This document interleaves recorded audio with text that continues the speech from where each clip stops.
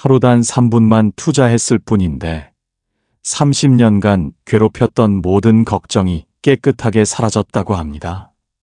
매일 새벽 3시마다 깨어나던 불면증도 완전히 치료되었고 수면제 없이도 푹 잘 수 있게 되었다고 합니다. 심지어 가족들도 완전히 다른 사람이 되었다고 놀라워했다고 합니다. 정말 이런 놀라운 일이 가능할까요? 도대체 어떤 특별한 방법이 있었던 것일까요? 그 비밀은 바로 부처님께서 알려주신 걱정을 다루는 지혜에 있었습니다. 그리고 이 방법은 너무나 간단해서 누구나 오늘부터 당장 시작할 수 있습니다. 여러분도 이 놀라운 변화를 경험할 수 있습니다. 오늘은 걱정이 끊이지 않는 진짜 이유 4가지와 걱정을 내려놓는 마음가짐 3가지, 그리고 하루 3분이면 충분한 실천법 5가지를 자세히 알려드리겠습니다. 먼저 걱정이 끊이지 않는 진짜 이유를 아셔야 합니다. 그 근본적인 이유부터 살펴보겠습니다.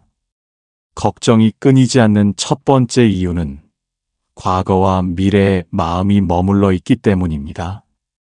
여러분도 이런 경험이 있으실 것입니다. 밤에 누워 있으면 자꾸 과거에 했던 실수들이 떠오르고 앞으로 벌어질 일들이 걱정되어 잠이 오지 않는 경험 말입니다. 왜 우리 마음은 지금 이 순간을 놓치고 자꾸 다른 시간으로 떠돌아다닐까요? 73세 박정순 할머니의 하루는 언제나 후회와 걱정으로 시작되었습니다. 새벽 3시가 되면 어김없이 눈이 떠졌습니다. 그러면 마치 녹슨 라디오에서 같은 방송이 계속 나오듯이 40년 전 큰아들에게 너무 엄하게 했던 기억이 반복해서 떠올랐습니다. 내가 그때 좀 더 따뜻하게 대했으면 하는 후회가 가슴을 짓눌렀습니다. 그 고통이 채 가시기도 전에 이번에는 미래에 대한 걱정이 파도처럼 밀려왔습니다. 혈압이 자꾸 오르는데 뇌졸중이라도 오면 어떡하지? 요양원에 가게 되면 어떡하지? 이런 생각들이 마치 끝없는 미로처럼 꼬리에 꼬리를 물고 이어졌습니다. 법구경에서 부처님께서는 과거를 쫓지 말고 미래를 바라지 말라. 과거는 이미 사라졌고 미래는 아직 오지 않았다고 말씀하셨습니다. 이 말씀의 깊은 의미는 이런 것입니다. 우리가 괴로운 이유는 실제로는 존재하지 않는 시간 속에서 살고 있기 때문입니다. 과거는 이미 지나갔으니 바꿀 수 없고 미래는 아직 오지 않았으니 걱정해봐야 소용없습니다. 진짜 우리가 살 수 있는 시간은 오직 현재 이 순간뿐인데 우리는 정작 그 소중한 현재를 놓치고 있는 것입니다. 걱정이 끊이지 않는 두 번째 이유는 나라는 존재에 너무 집착하고 있기 때문입니다. 내가 잘못되면 어떡하지? 내 자식이 실패하면 어떡하지? 내 체면이 깎이면 어떡하지? 우리는 하루에 수백 번도 더 나라는 단어를 사용합니다. 그런데 정말 걱정거리를 만들어내는 나라는 것이 무엇일까요? 우리는 마치 고정된 나라는 실체가 있다고 착각하며 살아갑니다. 내 건강, 내 자식, 내 미래, 내 체면, 모든 것을 나를 중심으로 생각하다 보니 걱정이 끝없이 생겨납니다. 하지만 조금만 깊이 생각해보면 이상한 일입니다. 10년 전의 나와 지금의 나는 생각도 다르고 몸도 달라졌는데 과연 그때의 나와 지금의 나가 같은 존재일까요? 걱정하는 것은 그림자를 붙잡으려는 것과 같이 실체 없는 것에 매달리는 것입니다. 그림자는 분명히 보이지만 아무리 잡으려 해도 손에 잡히지 않습니다. 마찬가지로 나라는 고정된 실체도 사실은 존재하지 않습니다. 우리 몸도 매 순간 변하고 생각도 계속 바뀌고 감정도 흘러갑니다.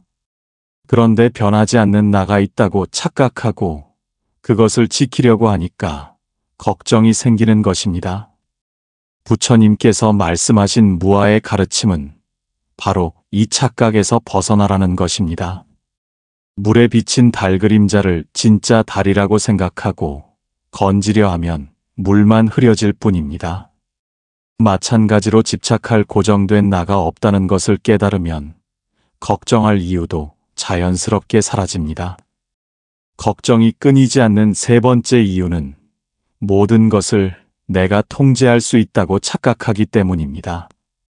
우리는 모두 내 인생의 감독이 되고 싶어 합니다. 자녀의 인생도, 내 건강도, 경제 상황도 모두 내 뜻대로 되기를 바랍니다. 하지만 과연 우리가 정말로 모든 것을 통제할 수 있을까요? 72세 김영수 할아버지는 평생을 계획적이고 체계적으로 살아왔습니다. 젊어서부터 매년 건강검진을 빠뜨린 적이 없고 운동도 꾸준히 하고 식단 관리도 철저히 했습니다. 담배도 술도 하지 않았습니다. 내가 이렇게 관리하면 최소한 90세까지는 건강하게 살 수 있을 거야 라고 늘 자신했습니다. 그런데 어느 날 갑자기 무릎에 퇴행성 관절염이 생겼습니다. 김영수 할아버지는 이 결과를 받아들일 수 없었습니다. 내가 이렇게 철저히 관리했는데 왜? 그날부터 할아버지의 새로운 전쟁이 시작되었습니다. 인터넷을 뒤져가며 관절염에 좋다는 모든 치료법을 찾아다녔습니다. 침도 맞고 한약도 먹고 물리치료도 받았습니다. 운동량도 더 늘리고 건강보조식품도 여러 가지 복용했습니다. 결국 스트레스와 과도한 치료로 인해 할아버지는 오히려 다른 건강 문제까지 생기게 되었습니다. 불면증의 소화불량까지 겹쳤습니다. 통제하려고 하면 할수록 상황은 더욱 통제 불가능해져 갔습니다. 부처님께서 말씀하신 인연법은 이런 진리를 담고 있습니다. 모든 현상은 서로 연결되어 있고 수많은 조건들이 만나야만 결과가 나타납니다. 꽃이 피려면 씨앗, 흙, 물, 햇빛, 공기 등 무수히 많은 조건이 맞아떨어져야 합니다. 하나라도 빠지면 꽃은 피지 않습니다. 인생도 마찬가지입니다. 내가 통제할 수 있는 것은 오직 지금 이 순간 내 마음과 행동뿐입니다. 통제할 수 없는 것까지 통제하려고 하니까 걱정과 스트레스가 끝없이 생기는 것입니다. 걱정이 끊이지 않는 네 번째 이유는 걱정이 사랑의 표현이라고 잘못 알고 있기 때문입니다. 내가 걱정하는 건 사랑하기 때문이야. 많은 분들이 이렇게 말씀하십니다.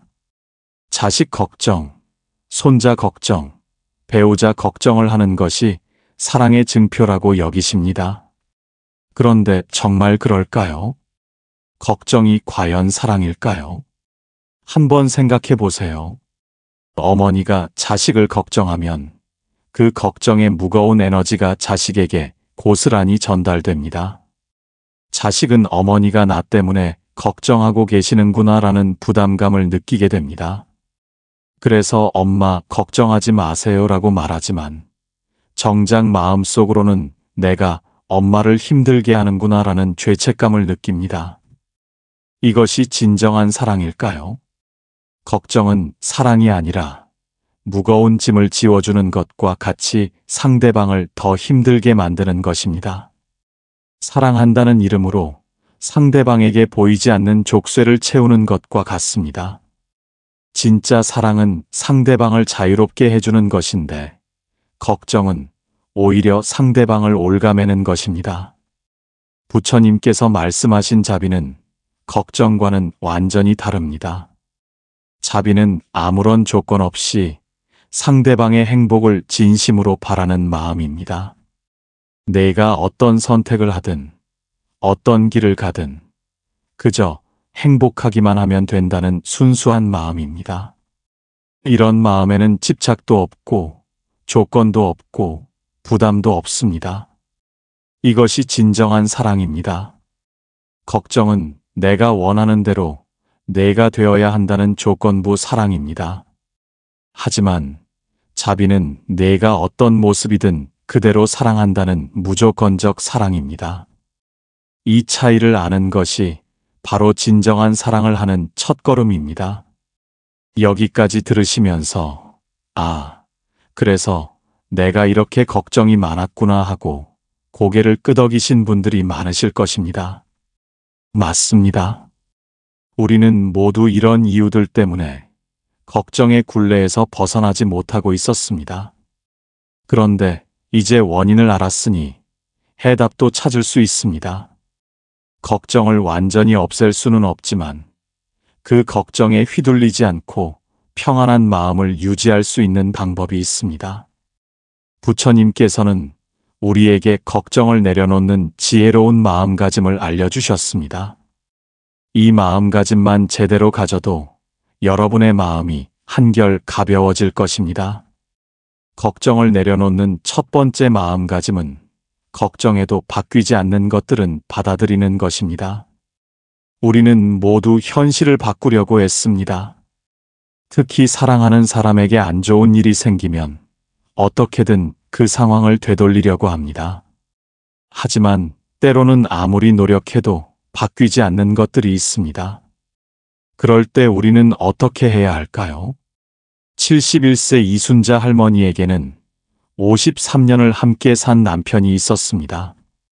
젊은 시절부터 서로를 의지하며 살아온 부부였습니다. 그런데 어느 날 갑자기 충격적인 소식을 듣게 되었습니다. 남편이 치매 진단을 받은 것입니다. 할머니는 그 순간 온 세상이 무너지는 느낌이었습니다. 이럴 리가 없어, 분명 오진이야. 할머니는 현실을 받아들일 수 없었습니다. 그날부터 할머니의 전쟁이 시작되었습니다. 서울의 유명한 병원들을 전전하며 재검사를 받았습니다. 인터넷을 뒤져가며 치매에 좋다는 온갖 약과 음식을 찾아다녔습니다.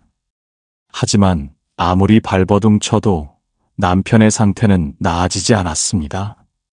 할머니는 밤마다 울면서 왜 하필 우리에게 이런 일이, 내가 뭘 잘못했길래 하며 한탄했습니다. 자신을 돌보지도 않고 남편만 붙들고 있다 보니 할머니도 지쳐갔습니다. 그렇게 몇 달이 지났을까요? 할머니는 절망 끝에서 내가 먼저 죽었으면 좋겠다는 생각까지 하게 되었습니다. 그런 할머니를 보다 못한 옆집 아주머니가 이렇게 계속 계시면 안 돼요. 동네 절에라도 한번 가보세요라고 권했습니다. 처음에는 거절했지만 아주머니의 끈질긴 권유에 못 이겨 마지못해 절에 따라갔습니다. 그날 스님께서는 이런 법문을 하셨습니다. 강물은 언제나 흐릅니다. 돌이 있어도 그 돌을 피해서 흐르고 절벽이 있어도 그 절벽을 깎아내며 흐릅니다. 강물이 돌을 원망하지 않듯이 우리도 바꿀 수 없는 것을 원망하지 말고 그것을 둘러싸며 흘러가야 합니다. 그것이 무상의 지혜입니다. 그 순간 할머니의 가슴에 벼락 같은 깨달음이 스며들었습니다. 내가 아무리 애써도 이 병은 낫지 않는구나. 그럼 이제 어떻게 해야 할까? 할머니는 처음으로 현실을 있는 그대로 바라보기 시작했습니다. 남편의 치매를 바꾸려고 하는 것이 아니라 지금 이 순간 남편과 함께할 수 있는 것에 집중해야 한다는 것을 깨달았습니다. 그날부터 할머니는 남편의 병을 받아들이기로 결심했습니다. 대신 남편이 편안하게 지낼 수 있도록 돕는 일에 집중했습니다. 놀라운 일이 일어났습니다. 할머니가 평안해지자 남편도 안정을 되찾기 시작했습니다. 비록 기억은 조금씩 사라져갔지만 두 사람 사이에는 이전보다 더 깊고 순수한 사랑이 흘렀습니다. 남편은 할머니를 알아보지 못할 때도 있었지만 할머니의 손을 잡고 환하게 웃었습니다. 할머니는 이 병 때문에 오히려 남편을 더 깊이 사랑하게 되었어요. 조건 없는 사랑이 무엇인지 비로소 알게 되었어요. 라고 말했습니다. 절망이 더 깊은 사랑의 기회가 된 것입니다. 받아들이는 것은 비를 피하려 하지 않고 우산을 쓰는 것과 같이 현실에 지혜롭게 대처하는 것입니다. 비가 오는 것을 막을 수는 없지만 우산을 쓰고 비를 맞으며 아름다운 빗소리를 들을 수도 있습니다. 폭풍우가 지나간 후에는 더 맑은 하늘을 볼 수 있습니다. 바꿀 수 없는 것을 받아들일 때 우리는 그 안에서도 새로운 의미와 진정한 평안을 발견할 수 있습니다. 걱정을 내려놓는 두 번째 마음가짐은 완벽하게 하려는 마음을 버리는 것입니다. 우리는 모두 완벽한 사람이 되고 싶어 합니다. 완벽한 부모, 완벽한 며느리, 완벽한 시어머니가 되려고 애씁니다. 하지만 그 완벽함을 추구하는 마음이 때로는 우리를 더 힘들게 만든다는 것을 아시나요? 69세 정미경 할머니는 평생을 완벽한 여성으로 살아왔습니다. 젊어서는 완벽한 아내와 어머니가 되려고 했고, 나이가 들어서는 완벽한 시어머니가 되려고 했습니다. 특히 며느리가 오는 날이면 할머니의 완벽주의가 절정에 달했습니다. 며느리가 오기 전날이면 할머니는 마치 전쟁을 준비하듯 바빠졌습니다. 집안 구석구석을 티 하나 없이 깨끗하게 치우고 며느리가 좋아할 만한 음식을 정성스럽게 준비했습니다. 옷도 가장 단정한 것으로 골라 입고 머리도 미용실에서 말끔하게 손질했습니다. 손자들에게도 완벽한 할머니가 되려고 했습니다.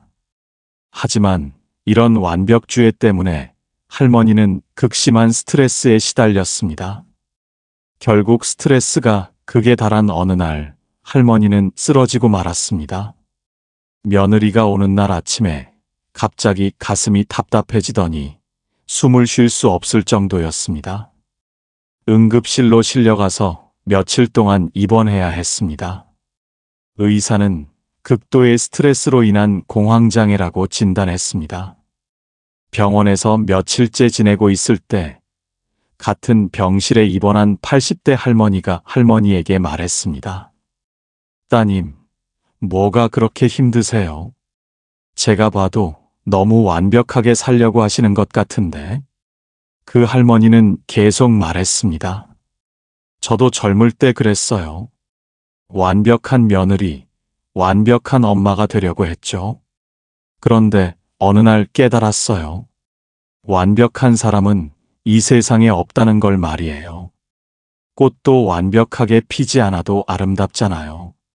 그 순간 할머니는 적지 않은 충격을 받았습니다. 그래, 내가 왜 이렇게 힘들게 살고 있지? 내가 완벽해야 한다고 누가 그랬나? 그때 깨달았습니다. 자신을 이렇게 힘들게 한 것은 완벽해야 한다는 강박이었다는 것을 말입니다.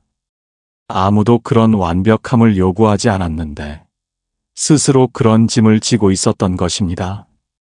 퇴원 후 할머니는 완전히 달라졌습니다. 며느리가 와도 평상복 차림으로 자연스럽게 맞았습니다. 어머니, 왜 이렇게 편한 복장으로 계세요? 라고 며느리가 놀라자 편한 게 좋잖아 라고 웃으며 대답했습니다. 음식도 간단하게 준비했습니다. 실수해도 에이 괜찮아. 이것도 맛있어라며 웃어넘겼습니다. 그런데 정말 놀라운 일이 일어났습니다. 며느리와 손자들이 오히려 더 편안해하는 것이었습니다. 어머니, 이렇게 편하신 모습이 훨씬 더 좋아요. 전에는 뭔가 부담스러웠거든요 라고 며느리가 솔직하게 털어놓았습니다. 완벽함을 버리는 것은 꽉 쥔 주먹을 펴는 것과 같이 마음에 여유와 평안을 가져다 주는 것입니다. 꽉 쥔 주먹으로는 아무것도 받을 수 없지만 손을 펴면 많은 것을 받을 수 있습니다. 꽃도 완벽하게 피어야 아름다운 것이 아닙니다. 조금 기울어져 피거나 꽃잎 하나가 떨어져도 여전히 아름답습니다. 오히려 그 불완전함 속에 진정한 아름다움이 있습니다. 불완전함을 인정할 때 우리는 진짜 자신을 사랑하고 다른 사람들로부터도 진정한 사랑을 받을 수 있습니다. 마지막으로 걱정을 내려놓는 세 번째 마음가짐은 나만 힘든 것이 아니라는 것을 아는 것입니다. 힘들 때 우리는 종종 왜 나만 이렇게 힘들까? 라고 생각합니다. 다른 사람들은 모두 행복해 보이는데 나만 불행한 것 같습니다. 하지만 정말 그럴까요? 나만 힘든 것일까요? 66세 최명희 씨는 경제적 어려움 때문에 매일 힘들어했습니다. 남편이 일찍 세상을 떠나고 혼자 남겨진 지 벌써 5년이 흘렀습니다. 연금만으로는 생활하기 어려웠고 병원비며 생활비며 모든 것이 부담스러웠습니다. 주변을 둘러보면 다른 사람들은 모두 잘 사는 것 같았습니다. 최명희 씨는 점점 우울해졌습니다. 왜 나만 이렇게 힘들까? 다른 사람들은 다 잘 사는데 나만 못 살아. 내가 전생에 무슨 죄를 지었길래 이런 생각들이 끝없이 머릿속을 맴돌았습니다. 외출도 꺼려졌습니다. 다른 사람들과 만나면 초라한 자신의 처지가 더욱 부끄럽게 느껴졌기 때문입니다. 그런데 어느 날 아파트 관리사무소에서 독거노인 안부 확인차 방문했습니다. 관리사무소 직원이 말했습니다. 최명희 씨, 요즘 경로당에도 안 나오시고 어떻게 지내세요? 직원의 간곡한 권유에 못 이겨 최명희 씨는 마지못해 경로당에 나가게 되었습니다. 처음에는 사람들 앞에서 자신의 어려운 처지를 숨기려고 했습니다. 다른 사람들 앞에서 창피하고 싶지 않았기 때문입니다. 하지만 어르신들과 차 한 잔을 마시며 조금씩 이야기를 나누게 되었습니다. 처음에는 날씨 얘기, 건강 얘기 같은 가벼운 대화였습니다. 그런데 시간이 지나면서 점점 더 깊은 이야기들이 나오기 시작했습니다. 그때 최명희 씨는 정말 놀라운 사실을 알게 되었습니다. 겉으로는 그렇게 괜찮아 보이던 분들도 모두 각자의 깊은 어려움이 있었던 것입니다. 항상 단정하고 여유로워 보이던 박 할머니는 아들이 사업 실패로 큰 빚을 지고 있어서 밤잠을 이루지 못한다고 했습니다. 건강해 보이던 김 할아버지는 당뇨병 합병증으로 매일 고통받고 있다고 털어놓았습니다. 늘 웃음이 끊이지 않던 이 할머니는 치매에 걸린 남편을 혼자서 돌보며 하루하루가 전쟁 같다고 했습니다. 자상해 보이던 정 할아버지는 자식들과 연락이 완전히 끊어져서 명절에도 혼자 보낸다고 했습니다. 최명희 씨는 그 순간 가슴 깊은 곳에서 무언가가 울컥 올라오는 것을 느꼈습니다. 아, 힘든 것은 나만이 아니었구나. 모든 사람이 각자의 무거운 짐을 지고 살아가고 있었구나. 그 깨달음과 함께 마음이 한결 가벼워졌습니다. 혼자가 아니라는 것만으로도 큰 위안이 되었습니다. 더 놀라운 일은 그 다음에 일어났습니다. 어르신들은 서로의 어려움을 나누면서 자연스럽게 위로하고 도우며 살아가고 있었습니다. 경제적으로 조금 여유 있는 분은 어려운 분의 병원비를 도와주고, 건강한 분은 아픈 분을 돌보고, 요리 잘하는 분은 혼자 사는 분들에게 반찬을 나누어 주었습니다. 최명희 씨도 자신이 요리를 잘한다는 장점으로 다른 분들에게 도움을 줄 수 있다는 것을 알게 되었습니다. 그때부터 최명희 씨의 인생이 완전히 달라졌습니다. 경제적으로는 여전히 어려웠지만 마음은 오히려 더 풍요로워졌습니다. 자신만 불행하다고 생각했던 지난날이 얼마나 좁은 시각이었는지 깨달았습니다. 개인의 고통이 공동체의 사랑으로 치유되는 아름다운 변화가 일어난 것입니다. 고통을 나누는 것은 무거운 짐을 여럿이 함께 드는 것과 같이 혼자서는 견디기 힘든 것도 가벼워지게 하는 것입니다. 하나의 촛불로는 어둠을 밝히기 어렵지만 여러 개의 촛불이 모이면 밝은 빛을 만들 수 있습니다. 부처님께서 말씀하신 일체계고의 가르침은 고통이 인생의 보편적인 경험이라는 것을 알려줍니다. 나만 힘든 것이 아니라는 것을 깨달을 때 우리는 고통 속에서도 연대감과 감사를 찾을 수 있고 더 나아가 다른 사람들과 함께 그 고통을 이겨낼 수 있는 힘을 얻게 됩니다. 이렇게 세 가지 마음가짐을 갖추시면 벌써 마음이 많이 편해지실 것입니다. 바꿀 수 없는 것은 받아들이고 완벽하려는 마음을 내려놓고 나만 힘든 것이 아니라는 것을 아는 것만으로도 큰 위안이 됩니다. 하지만 아직 끝이 아닙니다. 아무리 좋은 마음가짐을 가져도 실제로 실천하지 않으면 소용없습니다. 이제 정말 중요한 것은 이 마음가짐을 일상에서 어떻게 유지할 것인가 하는 것입니다. 다행히 부처님께서는 아주 간단하면서도 강력한 실천 방법들을 알려주셨습니다. 하루 단 3분만 투자하면 되는 이 방법들을 지금부터 하나씩 배워보겠습니다. 첫 번째 실천법은 3-3-3호흡법으로 마음을 안정시키는 것입니다. 대념 처경에서 부처님께서는 호흡을 관찰함으로써 마음의 평안을 얻는다고 말씀하셨습니다. 호흡은 우리가 언제나 함께하는 가장 확실한 현재 순간의 증거입니다. 호흡에 집중하면 자연스럽게 현재 순간으로 돌아올 수 있습니다. 방법은 아주 간단합니다. 편안하게 앉아서 등을 곧게 펴세요. 눈을 살짝 감거나 반쯤 뜬 상태에서 코로 천천히 숨을 들이마시면서 마음속으로 하나, 둘, 셋을 셉니다. 그 다음 숨을 멈추고 하나, 둘, 셋을 셉니다.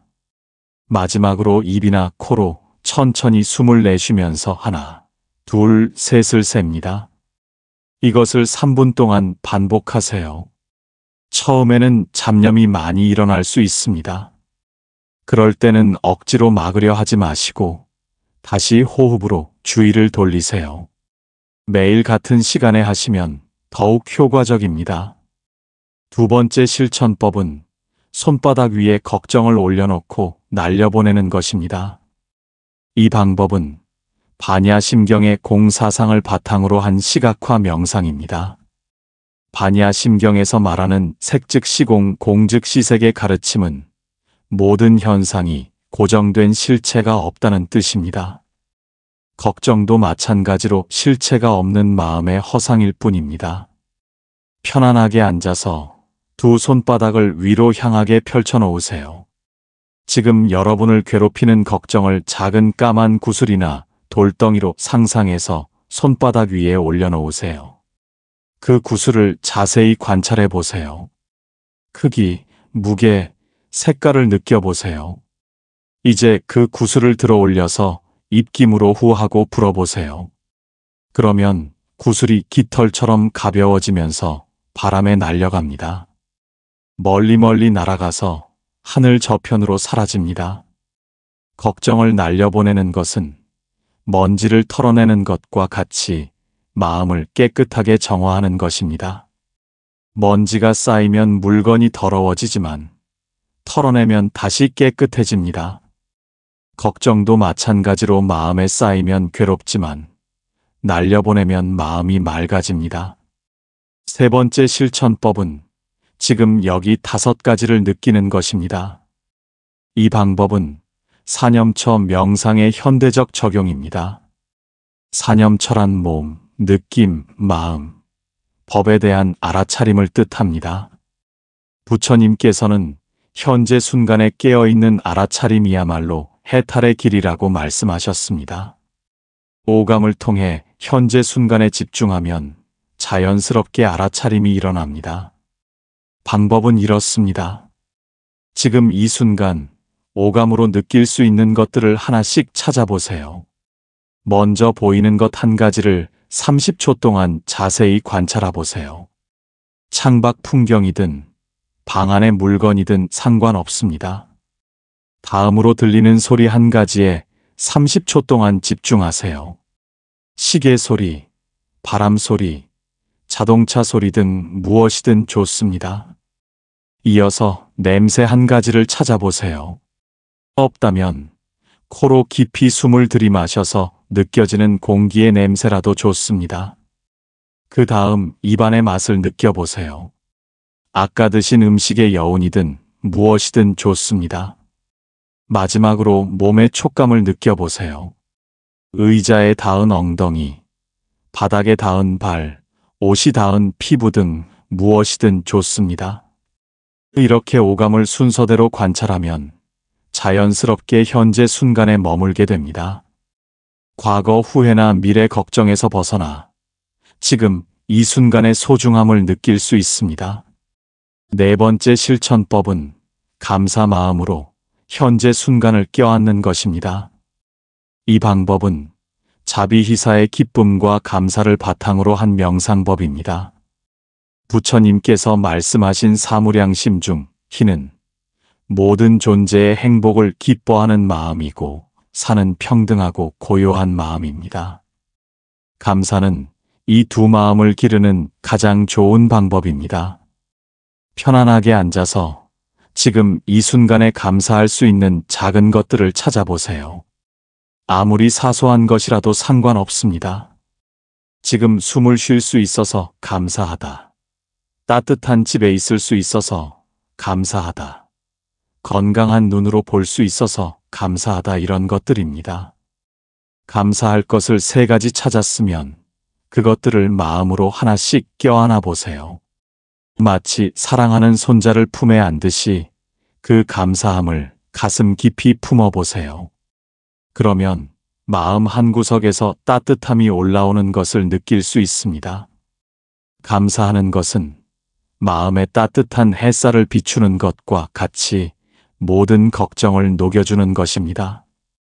얼음도 햇살을 받으면 녹아서 물이 되듯이 딱딱하게 굳은 걱정도 감사의 마음을 받으면 부드러운 사랑으로 변합니다. 중요한 것은 억지로 감사하려고 하지 말고 진짜로 감사한 마음이 우러날 때까지 기다리는 것입니다. 작은 것부터 시작하세요. 마지막으로 5번째 실천법은 자비 명상으로 걱정을 사랑으로 바꾸는 것입니다. 부처님께서 말씀하신 자비 명상은 사무량심 중 자와 비를 기르는 수행법입니다. 자는 모든 존재가 행복하기를 바라는 마음이고, 비는 모든 존재의 고통이 사라지기를 바라는 마음입니다. 이 수행은 우리 마음의 독을 사랑의 약으로 바꾸는 위대한 치료법입니다. 걱정은 사실 사랑이 잘못 표현된 것입니다. 자비 명상을 통해 걱정을 본래의 사랑으로 되돌릴 수 있습니다. 방법은 이렇습니다. 편안하게 앉아서 걱정하는 상대방을 마음에 떠올리세요. 그 사람의 얼굴을 선명하게 그려보세요. 그리고 진심으로 이렇게 기원하세요. 이 사람이 행복하기를 바랍니다. 이 사람이 평안하기를 바랍니다. 이 사람이 건강하기를 바랍니다. 이 사람이 모든 고통에서 벗어나기를 바랍니다. 처음에는 마음이 따라주지 않을 수도 있습니다. 특히 갈등이 있는 상대라면 더욱 어려울 것입니다. 그래도 포기하지 마세요. 억지로라도 계속 해보세요. 점점 진심이 우러나오기 시작합니다. 그러면 걱정이 사랑으로 바뀌는 신비로운 체험을 하게 될 것입니다. 자비 명상을 할 때는 순서가 있습니다. 먼저 자기 자신에게 자비를 보내고, 그 다음 사랑하는 사람, 중립적인 사람, 어려운 사람 순으로 확장해 나가세요. 마지막에는 모든 존재에게 자비를 보내세요. 이 5가지 방법을 꾸준히 실천하시면 걱정에 휘둘리지 않는 평안한 마음을 기를 수 있습니다. 지금까지 걱정이 끊이지 않는 이유 4가지와 걱정을 내려놓는 마음가짐 3가지, 그리고 하루 3분이면 충분한 실천법 5가지를 말씀드렸습니다. 이 모든 방법들의 핵심은 하나입니다. 바로 현재 이 순간으로 돌아오는 것입니다. 부처님께서 말씀하셨습니다. 과거는 이미 사라졌고 미래는 아직 오지 않았다. 현재 이 순간에 깨어있는 자만이 진정한 평안을 얻는다. 걱정은 모두 과거나 미래에 관한 것입니다. 현재 이 순간에는 실제로 아무런 문제가 없습니다. 하루 3분, 여러분의 인생이 완전히 달라질 것입니다. 오늘부터 시작하시길 바랍니다. 부처님께서 법구경에서 말씀하셨습니다. 마음이 모든 것의 주인이다. 마음을 다스리면 모든 것이 따라온다. 여러분 안에는 이미 평안하고 자비로운 마음이 있습니다. 그 마음을 가려고 있는 걱정의 구름만 걷어내면 됩니다. 하루 3분의 마음 비우기가 바로 그 구름을 걷어내는 방법입니다. 부처님의 자비로운 가르침이 여러분과 여러분의 가족 모두에게 큰 축복이 되기를 바랍니다. 오늘도 함께 해주셔서 감사합니다.